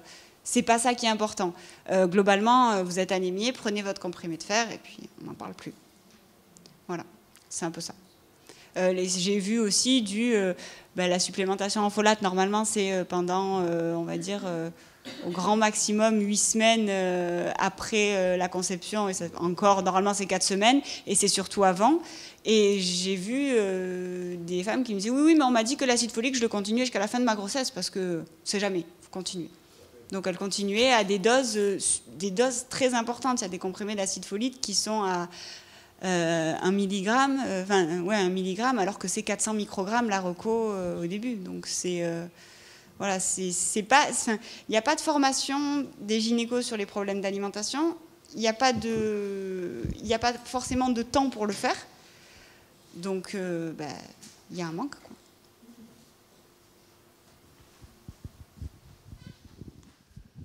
Oui, j'ai plusieurs questions. Je voulais demander à Malik, quand vous mesurez l'effet des régions, oui, est-ce que c'est ajusté sur les revenus? Tout est ajusté, oui. C'est un Tout modèle, est ajusté. Voilà, donc on prenait en compte le revenu, effectivement. Je ne l'ai pas précisé, mais... Le travail de Clélia est absolument superbe. Mais il me semble poser quand même un certain nombre de problèmes. Non pas le travail lui-même, hein, mais les constatations qu'elle a faites. Parce qu'au fond, on voit que... Et on pouvait s'y attendre, le bien-être est un élément tout à fait capital. Mais pour beaucoup de femmes qui sont restreintes avant leur grossesse, il peut y avoir une contradiction entre le désir de reprendre un contrôle comme on l'avait avant et puis les objectifs nutritionnels. Oui. Ça ressort, me semble-t-il, de ce que vous nous avez présenté. Alors maintenant, quant au conseil, alors oui, bien sûr, il faut éduquer les gynécologues, hein, parce que car les femmes demandent des conseils de professionnels de nutrition et de la grossesse, à mon avis, il n'y en a pas beaucoup. Hein, il n'y en a pas beaucoup. Ça devrait être normalement le boulot des sages-femmes, et les maternités devraient pouvoir s'adjoindre des diététiciennes, mais je pense qu'il n'y en a pas beaucoup sur le marché français, enfin, à moins que je me trompe. Mais par contre, des sages-femmes qui font des recommandations alimentaires, il y en a, et elles ne sont pas toujours très adaptées. Elles ne sont pas formées. Non, elles ne sont pas formées, voilà. Donc, moi, j'ai entendu notamment à la maternité, une banane, non, mais c'est trop calorique. Alors, on constate aussi sur vos résultats que même les modifications les plus simples, celles de type 1, qui sont moyennement efficaces, il faut dire qu'elles ne changent pas grand-chose, ne sont pas acceptées par une grande majorité. Si je me rappelle votre diagramme, là, on est à 0,5, non? À 50%? Non, la moyenne de probabilité d'intention d'usage pour le type 1, c'est environ 0,7.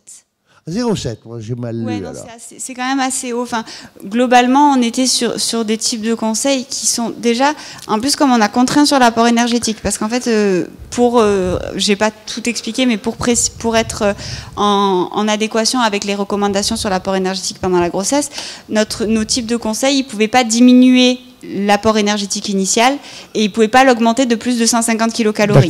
Ouais. Donc déjà, on est sur des modifications qui sont petites. Pas dit, ça, d'accord. Ouais, qui sont toutes petites. Donc déjà, ça les rend plus acceptables et forcément, on est sur des aliments qui sont quand même globalement assez consommés dans le contexte français. Le seul petit bémol qui peut rendre ces conseils, qui a rendu ces conseils moins bien accepté, c'est la difficulté pour l'individu, donc, et ça je dis l'individu parce que c'est au sens large, c'est pas que les femmes enceintes, d'évaluation des quantités consommées. Donc nous, dans l'étude clinique, on avait un portionnaire, je raisonnais en unités de consommation, ça, mais quand dans l'étude en ligne, on leur disait diminuer de 5 grammes de beurre, ça fait un peu flop, voilà. Ça fait, on sait pas bien ce que ça fait, 5 grammes de beurre. Ben oui, mais ça, c'est pas spécifique des femmes enceintes. Hein. Oui, l'ensemble de la population non plus. C'est pour ça que je dis pour l'individu, c'est ce que je vous ai dit. Et c'est ça qui fait que ces conseils qui sont en fait très faciles sont un petit peu moins acceptables parce qu'elles avaient du mal à matérialiser les choses. Alors, dernière petite question. Quand vous parlez de personnalisation, vous partez des déclarations de régime, enfin de l'alimentation des femmes. 3 jours de recueil alimentaire. D'accord. C'est pas le seul paramètre, parce qu'il y a aussi beaucoup d'autres paramètres qui pourraient être pris en considération. L'état de santé général, le poids, l'IMC, tout ça. C'est entré dans votre modèle, ça ? En fait, pour tous les résultats qu'on a générés après, on a fait comme ce qui a été dit pour Manique, on a ajusté sur l'IMC, sur ce genre de choses. Pour laisser randomiser, contrôler mon cas de grossesse, on a choisi d'inclure que des femmes d'IMC normales, pour justement, et qui n'avaient pas de diabète gestationnel, pour éviter, voilà. Pas de femmes qui pouvaient avoir des besoins nutritionnels spécifiques pendant leur grossesse, donc grossesse gémellaire, triplée, ça c'est des choses sur lesquelles on n'a pas d'informations, enfin il n'y a pas de recommandations qui sont émises. Donc proposer un score quand on n'a pas de recommandations, c'est compliqué. Donc on est resté vraiment sur une population qui n'est pas en surpoids avant la grossesse, ce qui est quand même, je crois qu'en France, j'avais vu que c'était 70% des femmes avant leur grossesse, enfin, d'âge en âge de procréer dans l'enquête OBEPI qui était d'IMC sain. Et ce qui nous permet aussi de nous démarquer, d'être un peu innovant par rapport aux études qui sont menées aux États-Unis sur du conseil alimentaire qui inclut globalement des femmes obèses ou à risque de diabète gestationnel parce que c'est aussi 50 ou 60% de leur population. Mais dans le contexte français, justement, c'est ça aussi qu'on voulait un peu expérimenter dans cette étude, c'est d'avoir des femmes qui ont un IMC sain, qui se posent quand même des questions et qui ont besoin de conseils aussi.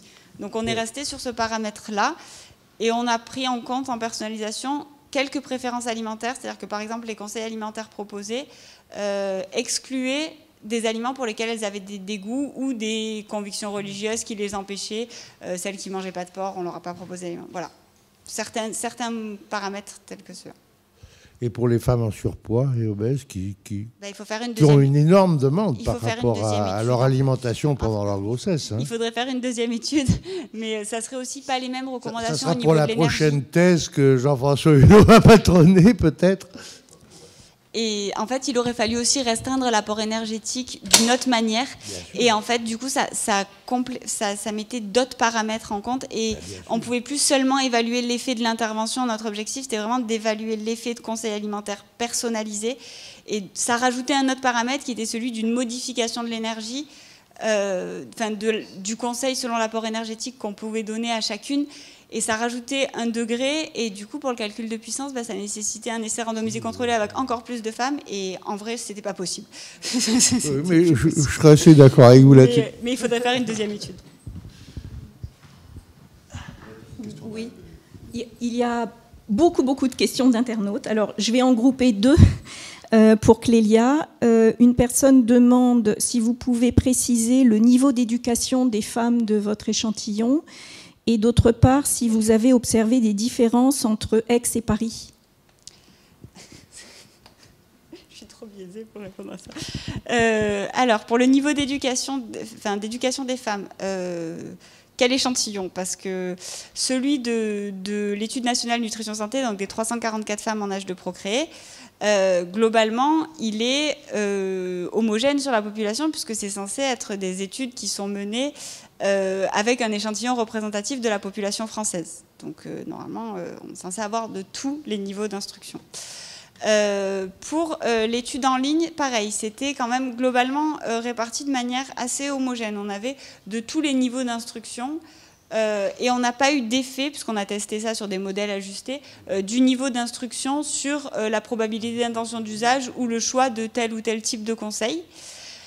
Pour l'essai randomisé, là on est sur une population qui est quand même très éduquée, avec un niveau... On a, je crois que... J'ai relu les résultats hier, je crois que c'est plus de 75%, 70% qui ont au moins... je crois que c'est 90% qui ont au moins un bac+2. Et ouais, mais en fait, c'est lié au lieu d'études, mais c'était aussi une difficulté pour nous parce qu'elle partait d'une qualité de l'alimentation qui était déjà élevée. Le 60 points était déjà élevé, donc l'augmenter, c'était encore plus dur que quand on part de quelque chose d'initialement faible. Mais oui, c'était des populations... c'est lié au lieu de recrutement. Voilà. Ah oui, et les disparités entre Paris et Aix. Dans le mode d'approvisionnement un peu, j'ai vu des disparités. J'ai vu des disparités aussi parce que, mais qui n'étaient pas liées à la région, qui étaient plus liées à l'endroit, au lieu de recrutement qui était à Aix. On a recruté au sein de la maternité catholique de Provence, où c'est des populations où on prend le temps. Enfin, il y a vraiment, c'est un établissement privé où on prend vraiment du temps. Donc j'ai eu l'impression, un peu plus informées et plus accompagnées que celles qu'on a recrutées à Paris, où c'était justement par un panel de consommateurs, de consommatrices du coup, qu'on a pu les recruter, et où du coup les lieux de suivi étaient plus variés. Et elles avaient des informations des fois qui étaient mais complètement restreintes et très éparses, et avec des femmes qui n'avaient jamais entendu parler d'alimentation. Donc c'est la principale disparité qu'il y a eu entre les deux lieux.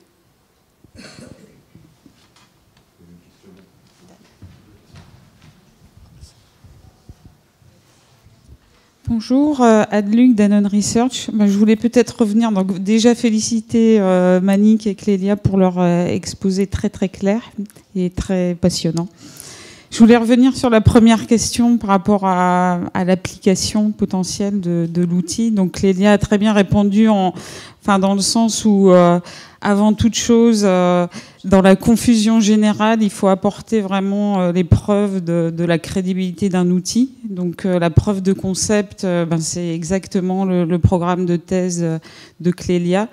Il va falloir passer déjà à la digestion complète de tous ces résultats, et puis d'évaluer effectivement s'il y a besoin d'études complémentaires avant de se lancer dans un potentiel d'application pour les femmes enceintes, sachant qu'ici on s'adresse, et les données de Clélia viennent d'une certaine population avec un certain niveau d'éducation, comme on l'a dit. Donc est-ce que finalement on va s'adresser avec cet outil à ce type de population? Est-ce qu'on veut élargir, et comment? Quelle serait la meilleure façon de faire passer ces conseils?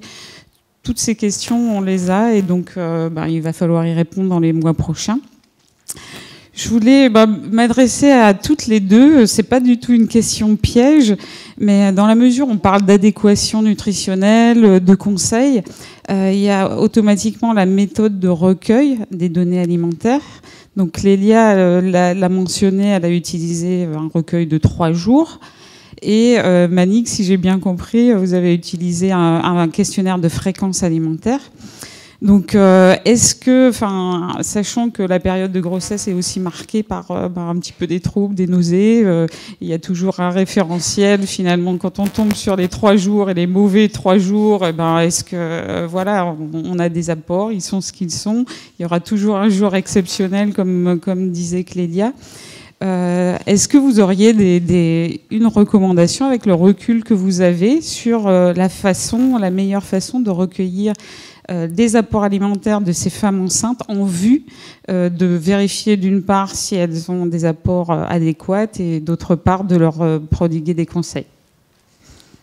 C'est une question difficile. La seule chose que je peux dire, c'est que le questionnaire de fréquence de l'étude ELF a été validé. Donc ils ont fait le questionnaire de fréquence alimentaire reprend les 3 derniers mois de la grossesse. Il a été rempli à la maternité. Et pour un échantillon de femmes, il a été complété par un rappel de 24 heures. Et donc, ils ont effectivement dû... parce qu'en fait, le questionnaire de fréquence a tendance à surestimer en général. Et donc, du coup, on a quand même corrigé certaines des données. Et effectivement, il y a des biais forcément qui sont liés au mode de recueil de l'information, et notamment l'utilisation du questionnaire de fréquence. Après, je ne pense pas... Peut-être que toi, tu as d'autres idées sur la meilleure façon de l'estimer.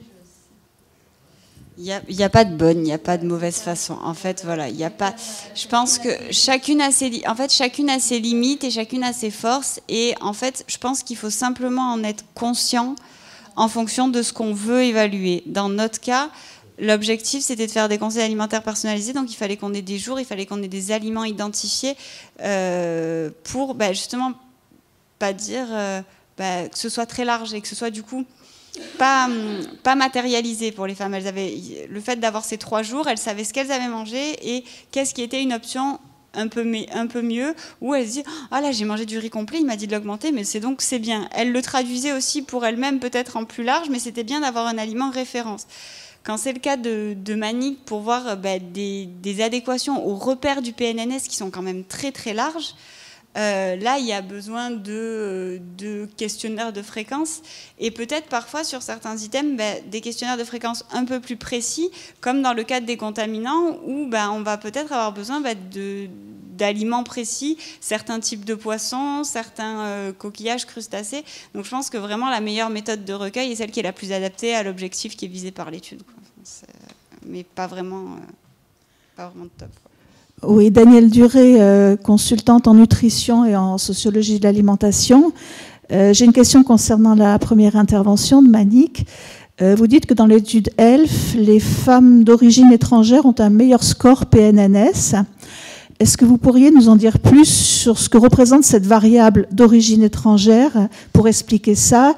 Est-ce que c'est par exemple un biais de recrutement qui ferait que le hasard a fait que ces femmes seraient, je ne sais pas, par exemple, originaires de pays où culturellement l'alimentation traditionnelle est plus portée en fruits et légumes, ou est-ce que ce serait peut-être aussi, je penserais, un biais du rapport avec ce qu'on appelle l'ordre social légitime? Est-ce que peut-être ces femmes sont plus prêtes, volontiers, à suivre les conseils du médecin sans forcément aller chercher sur les forums si quelqu'un dit autre chose, et donc elles échappent un peu à la cacophonie alimentaire française? Est-ce que ça a été analysé, cette variable étrangère? Alors pas à ce point de détail-là. Effectivement, j'ai regardé, mais il y a longtemps, et effectivement, c'était surtout les apports en fruits et légumes et la non-consommation d'alcool, en fait, il y a certains items, elles avaient un score plus élevé, mais c'était surtout sur des items particuliers, et donc l'alcool et fruits et légumes. La variable qu'on a utilisée, c'est la nationalité. Donc après, c'est difficile, hein, la question de l'origine géographique. Enfin, il y a plein de... Voilà, c'est très compliqué à prendre en compte. Nous, on a utilisé la nationalité et effectivement, je pense qu'il y a aussi, comme vous dites, une question de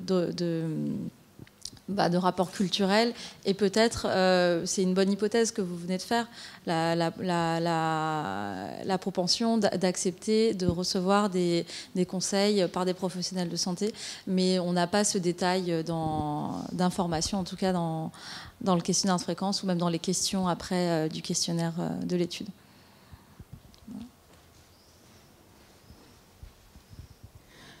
Bonjour, Christine Boulet, Société Orchidali. Merci à toutes les deux pour vos exposés qui sont très intéressants. J'ai aussi une question par rapport à l'évaluation que vous avez faite de l'exposition à l'acrylamide. Oui. Comment vous l'avez évaluée? Parce que pour moi, les contaminations sont d'origine chronique. Est-ce que vous avez pu tenir... comment avez-vous pu évaluer l'aspect chronique de l'exposition dans ce cas particulier, ou est-ce que c'est une mesure ponctuelle? Alors, nous, on n'a pas du tout de données biologiques. Hein. On n'a pas une évaluation par biomarqueur. On a juste couplé. Donc, c'est un apport alimentaire en acrylamide. Et donc, on a croisé les données du questionnaire de fréquence alimentaire de l'étude avec les données de l'étude de l'alimentation totale. Et donc, on sait, par exemple, si les femmes disent avoir mangé ou bu autant de café ou mangé tant de frites, donc on a une quantité journalière.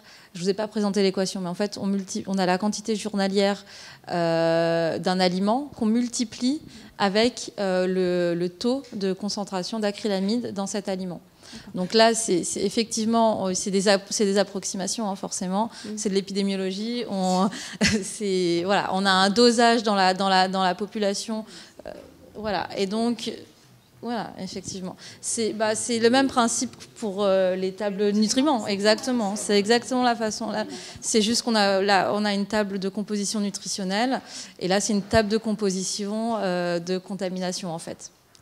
Voilà, donc on pourrait faire les dosages de biomarqueurs, mais l'utilisation des biomarqueurs, elle a un inconvénient, c'est aussi on a toutes les sources d'exposition. Et donc on peut avoir une source... L'avantage de l'utilisation de ce type d'évaluation de l'exposition, c'est que du coup, on cible l'exposition alimentaire. Et donc, nos résultats correspondent à l'impact de l'acrylamide alimentaire. Alors que si on utilise des biomarqueurs, on a toutes les sources d'exposition qui sont combinées, parce que on peut être exposé oh là là, exposé de façon professionnelle ou autre. Voilà.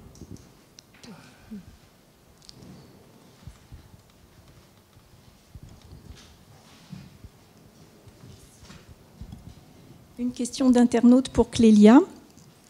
Les frustrations ressenties par les femmes enceintes pour les conseils personnalisés sont-elles plus ou moins importantes en fonction du stade de développement auquel elles ont été questionnées, T2 ou T3 ? Et par ailleurs, des recommandations préconceptionnelles seraient-elles moins frustrantes et pourraient-elles augmenter l'acceptabilité des correctifs ? Alors, pour le premier, deuxième, troisième trimestre par rapport à quand est-ce que les femmes sont interrogées, en fait, c'est vrai qu'au début, on se disait il faudrait qu'on regarde s'il y a un effet trimestre. Et en fait, ce n'est pas un effet trimestre qu'on observe, c'est un effet quel est le changement physiologique du moment. C'est-à-dire qu'il y a des femmes qui, au premier trimestre, vont être très frustrées, très mal, parce qu'elles découvrent les recommandations, qu'elles n'ont pas forcément de changement physiologique, remontée acide, nausées, tout ça, mais qu'elles sont frustrées parce qu'elles ont des restrictions alimentaires. Et ensuite, dans un deuxième temps, elles vont commencer à avoir des nausées. Ou alors, à la fin, elles vont ressentir une fatigue extrême. Mais elles vont dire que sur la première grossesse, elles n'étaient pas du tout fatiguées au troisième trimestre, mais beaucoup plus au premier. Donc en fait, c'est surtout très variable en fonction de la grossesse et de l'individu. Donc il y a une variabilité inter-individuelle et intra-individuelle, comme pour les apports. Donc il n'y a pas vraiment un effet trimestre, mais c'est plus un effet individu et grossesse. Et même les femmes qui étaient multipares nous disaient chaque grossesse est différente. Et il y en a une pour lesquelles j'ai été malade comme pas possible, l'autre pas du tout. Donc c'est pas forcément lié au trimestre. Et pour les recommandations préconceptionnelles, le seul problème, oui, l'idéal, ça serait de faire des recommandations dès la période préconceptionnelle. Le problème, c'est que la grossesse, c'est quand même une fenêtre d'opportunité plutôt intéressante, puisque les femmes sont obligées d'aller chez le médecin. C'est ce qu'elle nous disait, on est obligé d'avoir un suivi, on est obligé de s'intéresser à la santé, puisque de toute façon, le suivi de grossesse, il est cadré par la sécurité sociale, par les recommandations françaises. Donc c'est là qu'on a une fenêtre d'opportunité parce que on a accès aux femmes enceintes, alors qu'avant, dans la période préconceptionnelle, c'est beaucoup plus compliqué de toucher le public, mis à part par des campagnes massives de diffusion. Ou alors il faut que ce soit une volonté de la femme d'aller chez une diététicienne, mais dans ces cas-là, c'est pour une perte de poids. Alors, moi, j'ai une question. J'ai une question pour Manick. J'ai été frappé, ton étude confirme déjà des données qu'on avait, par le faible taux de suivi de la recommandation spécifique sur la supplémentation en acide folique pendant la grossesse. Donc on est à peu près à 20%, si je me souviens, de personnes qui suivent cette recommandation. Alors en cela, on est, de ce que je connais, on se différencie assez peu de nos voisins européens, où on est aussi peu efficace en termes de suivi de cette recommandation. Alors bon, c'est pas pour affoler les femmes enceintes, mais ça pose quand même un problème, parce qu'on sait depuis assez longtemps quand même que cette supplémentation permet de réduire le risque d'anomalie de fermeture du tube neural. Alors certes, la probabilité de survenue est extrêmement faible, mais le danger est extrêmement grand. Et si effectivement en France et en Europe de façon globale, on a vu baisser le pourcentage d'enfants naissant avec des anomalies de fermeture du tube neural, c'est pas grâce au suivi de cette recommandation, mais c'est grâce à la multiplication des interruptions thérapeutiques de grossesse. Donc ce qui n'est pas vraiment la meilleure façon, je trouve, de mener une politique de santé publique, notamment à destination des femmes enceintes et de leurs futurs enfants. Donc voilà, je voulais savoir ce que, tu pensais un peu de cette absence, de ce mauvais suivi de cette recommandation, et si tu avais peut-être des pistes pour essayer d'améliorer cette situation. Effectivement, c'est assez alarmant, je trouve aussi. Et je pense que ça revient aussi à ce que disait Clélia par rapport notamment la grossesse est bien suivie parce qu'il y a des recommandations de la HAS. Les femmes font leur déclaration de grossesse très rapidement. Bon, il y a les échographies, voilà. En fait, personnellement, ce que je pense, c'est que il faudrait réussir à plus que ce soit une habitude d'avoir une consultation périconceptionnelle, en fait.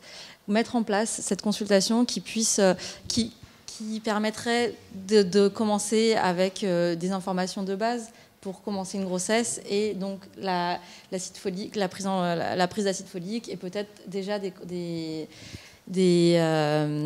conseils alimentaires. Je pense que, en tout cas culturellement en France, c'est très peu fait. Et après, si la consultation en tant que telle est compliquée, il y a effectivement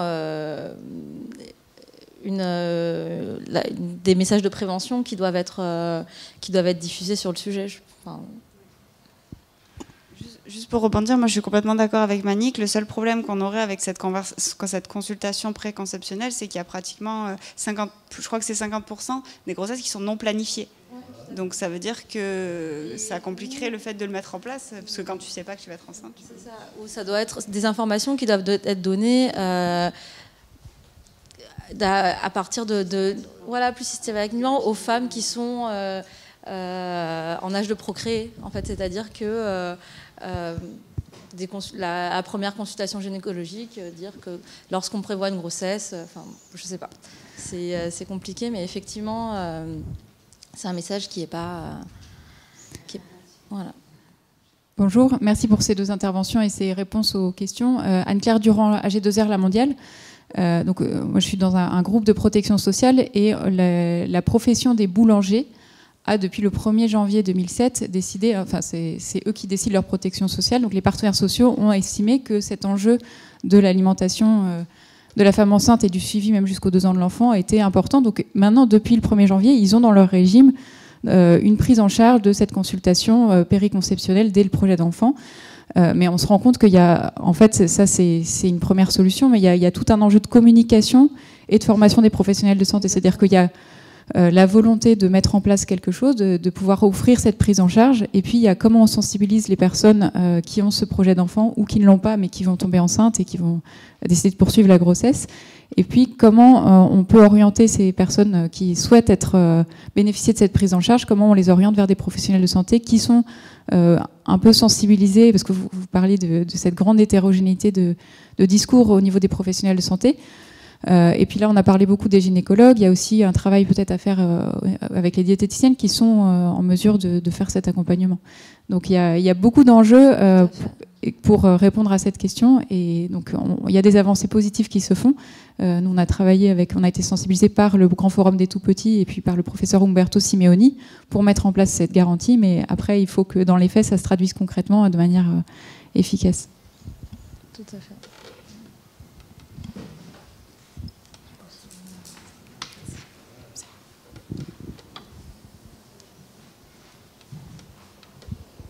Bonjour, Charlotte Pommier du Quotidien du Médecin. Vous avez parlé dans la première présentation des contaminants, alors les parabènes, les pesticides, etc.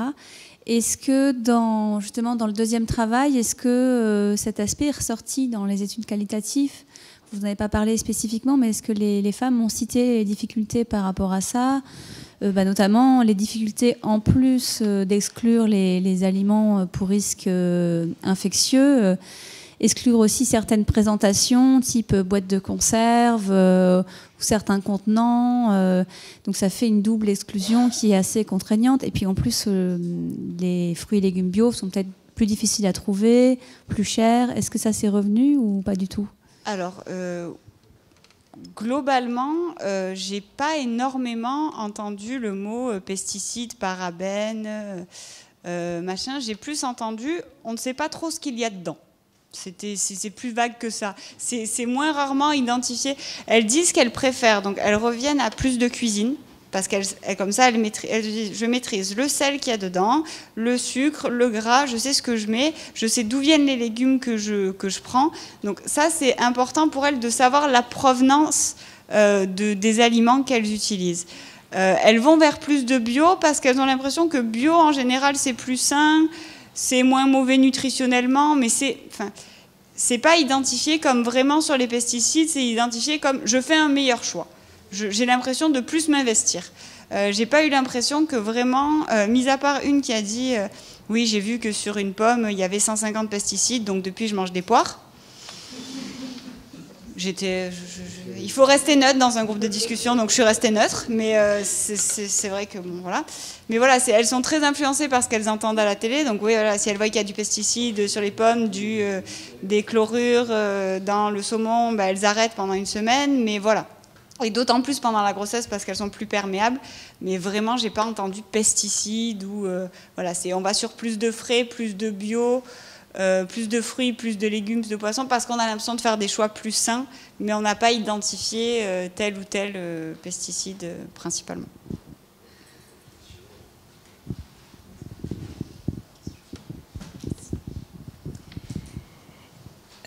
Existe-t-il des supports permettant de calculer les AJR en fonction de l'avancement de la grossesse ?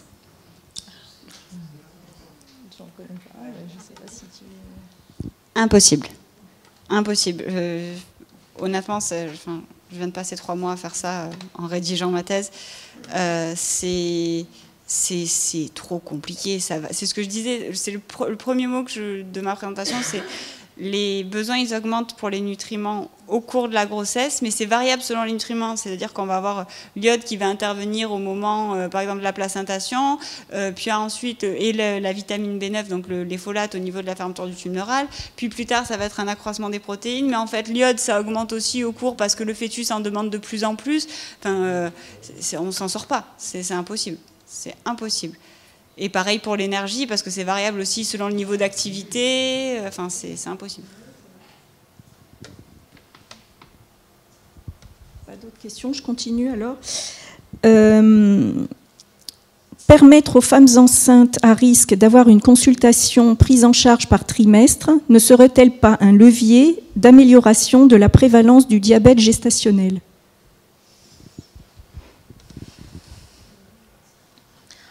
Il y a déjà l'entretien du 4e mois qui est mis en place. Je ne sais pas s'il est vraiment bien suivi. C'est une consultation plus longue avec les sages-femmes qui est censée mettre en place, détailler un peu plus les conseils nutritionnels. Alors, c'est pas une consultation qui est obligatoire, c'est une consultation qui est proposée aussi pour évaluer s'il y a un projet de naissance particulier. Mais c'est effectivement à ce moment-là, souvent que ça peut être un moment privilégié. Effectivement, en tout cas, dans le score, on voyait qu'elles avaient un meilleur score lorsqu'elles avaient eu plus de cours de préparation à la naissance. Mais même si on ajuste sur plein de facteurs, c'est vrai que on peut toujours penser que si ces femmes vont chercher l'information finalement, parce que si elles font plusieurs cours de préparation, plus que ceux qui sont nécessaires, c'est aussi des femmes qui sont à la recherche de l'information. Donc, mais oui, enfin, je sais pas ce que tu en penses, mais je pense que au moment où le diabète gestationnel est diagnostiqué, ce qui encore est un problème puisque c'est pas au même moment dans toutes les maternités, c'est pas selon les mêmes tests. Moi, j'ai vu dans l'étude clinique des diabètes gestationnels qui étaient diagnostiqués à 37 semaines d'aménorrhée. Enfin, fini, quoi. Enfin, c'est plus possible. Enfin, elles accouchaient 2 semaines après, on leur disait qu'elles avaient un diabète gestationnel. Par mettre un peu plus de stress, ça faisait pas grand-chose. Donc il faudrait que ce soit diagnostiqué très tôt et qu'à ce moment-là, comme je disais, au 4e mois. Mais la théorie, elle est bien, je suis d'accord avec toi, mais c'est la pratique qui est plus complexe. Et bien sûr qu'il faut les accompagner, et notamment à la maternité où j'avais fait le premier focus group à Aix, où dès qu'il y avait diabète gestationnel diagnostiqué, donc avant le 4e mois, il y avait automatiquement prise en charge par une diététicienne. Mais ça, c'est propre à chaque maternité et c'est ça qui est difficile. Les recommandations sur le diabète gestationnel, normalement, c'est une glycémie à jeun pendant le 1er trimestre et à 28 semaines d'aménorrhée, la GPO. Après, toutes les maternités ne suivent pas ces recommandations, donc après, bon, ça peut être compliqué, effectivement. Déjà faire un diagnostic qui soit harmonisé Et après, harmoniser le suivi, mais déjà au moins le diagnostiquer de manière harmonisée, parce que pour l'instant, c'est très compliqué et on constate une prévalence qui augmente énormément, mais c'est pas mesuré pareil et c'est de plus en plus mesuré, on ne sait pas vraiment pourquoi. Donc, oui, pour harmoniser le suivi, il faut déjà harmoniser la détection. Je peux en poser encore une? Est-ce que l'une ou l'autre de vous a abordé la question des allergies des femmes enceintes et de la transmission de ces allergies éventuellement à leur enfant? Non, mais il y a des travaux dans l'équipe dans laquelle je travaille. Ma directrice de thèse, notamment, travaille beaucoup sur l'allergie des enfants. Je ne sais pas si elle fait exactement le lien entre allergie de la femme enceinte et allergie des enfants, mais en tout cas, alimentation précoce et apparition des allergies, les maternelles, les artificielles. Moi, c'est pas du tout mathématique, donc je ne sais pas, mais il y a des travaux de recherche qui sont menés sur ce sujet. Il y a pas mal de travaux, notamment sur aussi le développement de l'asthme chez l'enfant, en lien avec des expositions alimentaires pendant la grossesse. Et moi, je ne l'ai pas investigué de manière précise dans les travaux, mais c'est des petites croyances qui ont pu ressortir de temps en temps dans les groupes de discussion ou dans l'essai randomisé contrôlé, où j'avais... Ah non, mais moi j'ai arrêté les pistaches. On m'a dit que mon mari était allergique aux pistaches et que donc mon enfant allait être allergique aux pistaches si je mangeais des pistaches pendant ma grossesse. Voilà, ça reste des on m'a dit que. Donc voilà, c'est pas investigué, ça reste des on m'a dit que. Mais il y a vraiment de plus en plus de croyances qui se développent sur le fait que manger un aliment peut rendre son bébé allergique. Voilà. Mais il y a notamment le guide nutrition de la grossesse que tu as pu présenter et qu'on a de nos participantes. Il est bien mentionné en recommandation que uniquement en cas d'allergie alimentaire grave et avérée d'un enfant ou de la mère ou du père, il faut consulter un allergologue, mais uniquement dans ce cas-là, et qu'il n'y a aucune exclusion à faire de cacahuètes, pistaches ou autres, mais c'est principalement ces aliments-là à faire en l'absence de raisons valables. Enfin... Oui, Daniel Duré, c'est juste pour confirmer ce que vous dites. J'ai participé récemment à des réunions scientifiques sur ce thème. Actuellement, toute l'analyse des données qu'on peut avoir sur l'allergie montre qu'en effet, sauf en cas de diagnostic d'allergie avérée chez l'enfant, et c'est difficile pendant la grossesse, il n'y a aucune preuve que de se priver d'un aliment allergène puisse favoriser chez l'enfant l'absence d'allergie. Donc, actuellement, la meilleure recommandation qu'on puisse faire à une mère, c'est manger comme vous mangez habituellement, que votre famille soit allergique ou pas. Quand l'enfant est né, si vous l'allaitez, continuez à manger normalement. Au moment de la diversification alimentaire, donnez-lui ce que vous souhaitez lui manger selon les recommandations du PNNS. Et si éventuellement il y a une allergie déclarée, on fera un régime en excluant l'aliment. Mais aucune prévention actuellement ne semble efficace, sinon de stresser plus la famille, éventuellement l'enfant. Oui, puis si on doit se priver de tous les aliments potentiellement allergènes, on respire, quoi, en fait. Oui, même on ne respire pas, en fait.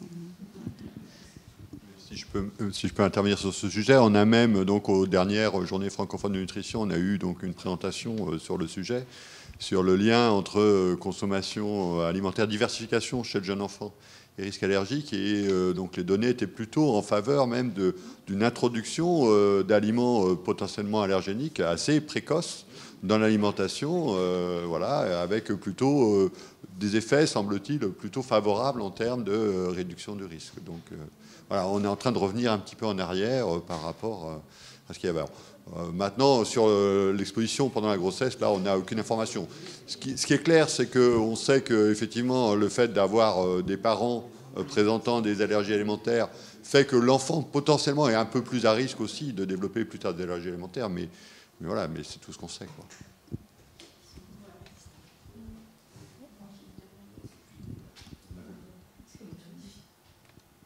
Bon, bah écoutez, merci donc aux deux conférencières, aux deux présentatrices pour leurs exposés extrêmement intéressants, donc qui ont suscité voilà, beaucoup de questions.